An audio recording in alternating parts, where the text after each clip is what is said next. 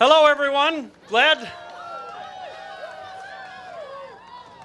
What a day and what a crowd. When we were preparing for this event, I said to some folks that occupy the offices here across the street that maybe we'd storm the building. I think we'll wait. I'm Phil Krinkie, president of the Taxpayers League of Minnesota. Thank you for being here.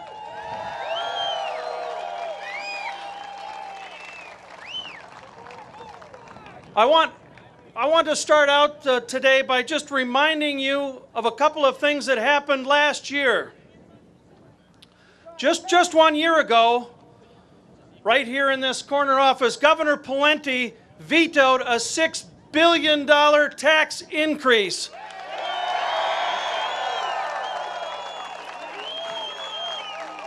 The unfortunate thing for myself and all of you and the rest of Minnesotans is that the legislature overrode Governor Pawlenty's veto and put those taxes in place anyway.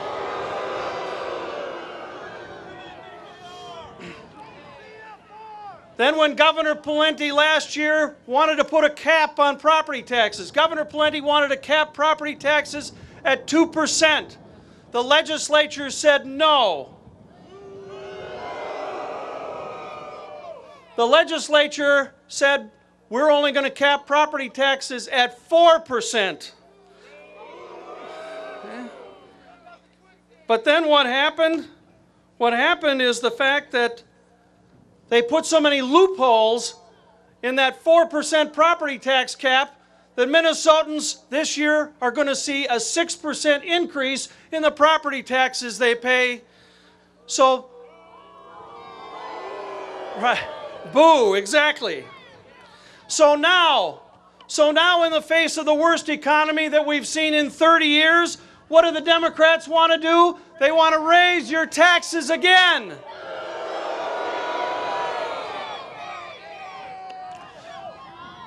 So let me ask this. Let me ask you this question.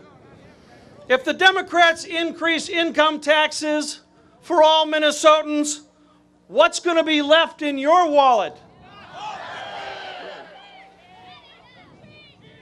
If the legislature allows all the counties in the state of Minnesota to raise the sales tax by 0.5%, what's going to be left in your wallet?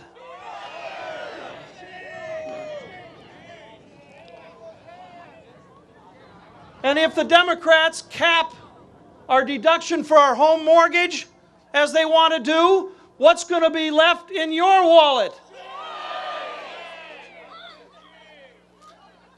I just mentioned that last year they capped property taxes at 4%. They went up 6%. Now do you know the Democrats want to do? They want to lift the cap on property taxes. If they do that, what's going to be left in your wallet? And if they succeed on raising taxes on cigarettes and alcohol, what's going to be left in your wallet? So, do you want something left in your wallet? Well, if you want something left in your wallet, then I have a man here who is going to veto any of those tax increases.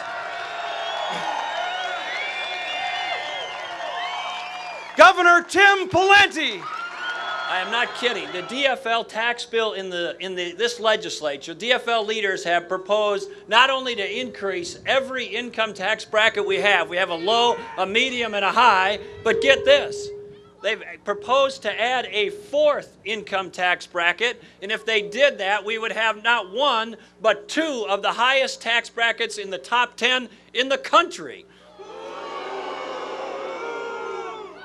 Now, over on the other side, over at the House, get this, they've created a whole list of stuff. They want to get rid of the deduction for your home mortgage interest. They want to get rid of the deduction if you give money to a charity or a nonprofit organization or your place of worship. They want to get rid of the deduction if you have child care expenses. And they want, as I said, take away the deduction for a whole variety of other things, including organ donation. And I'm not talking about giving the piano to the church. I'm talking about if you give a kidney. I think I've lost the sound system temporarily. The only thing bigger than the DFL's appetite for tax increases is Chris Matthews' man crush on Barack Obama.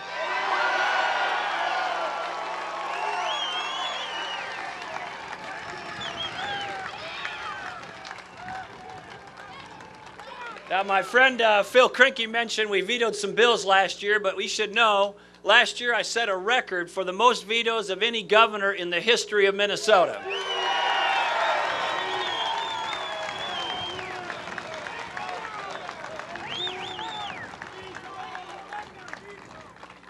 We are not going to raise taxes in the state of Minnesota. This state is taxed enough.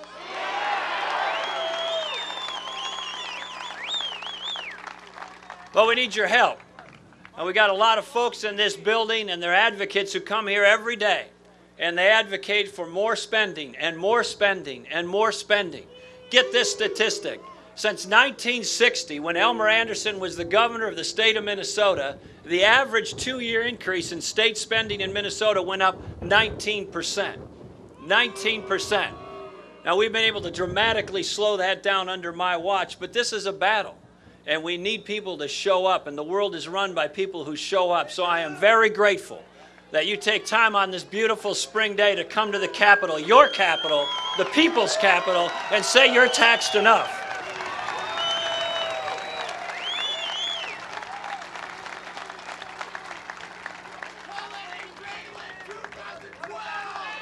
Ronald Reagan said this: the government has taken too much money from the people, too much authority from the states, and they've taken too much liberty with our Constitution. Those words ring true today. Now, we need a government that is limited. We need a government that's based on individual responsibility, that's effective, that's based on freedom, that understands and respects the Constitution. And we've got some folks in this building on the other side of the aisle who are a little confused about some of those issues. So they need to hear from you. And this rally is great, but stay with it. Stay with it, please. Stay the course. And one last thing I want to share with you.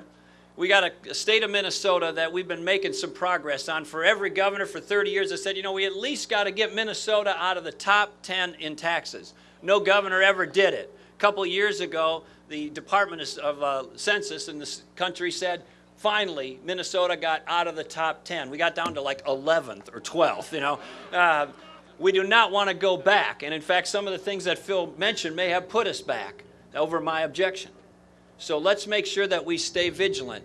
Everybody else in this state right now is not living on increased revenues. Most of the people I talk to are having flat or declining revenues. So the message for this government is just like everybody standing here, just like everybody across Minnesota, live within your means.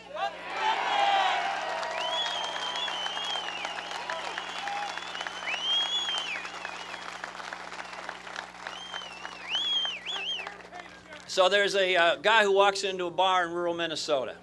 He's very agitated, he's very upset, and he seems to be in a big hurry. And he says to the bartender, give me 7 whiskeys and line them up and make it fast. So the bartender dutifully grabs the bottle and he's pouring these whiskeys down the bar as fast as he can. And the guy says, no, make it double and hurry it up. So the guy thinks, whoa, man, but he'd go ahead and starts pouring the doubles. And then this customer, all agitated in a hurry, starts grabbing the shot glasses, pounding them down. And the bartender says, whoa, buddy, what's so fast? Why are you in such a hurry? And the guy says, well, you'd be in a hurry too if you got what I got. The bartender says, oh, I'm sorry, what do you got? And the guy says, I only got $1.25. And then he ran out the door. Do not let these people behind us run out the door and spend your money. Let's hold them to account. Let's make them live within their means and tell them do not raise taxes. If they send a bill to my desk with that in it, it's going to get vetoed. Thanks for coming out. Have a great weekend.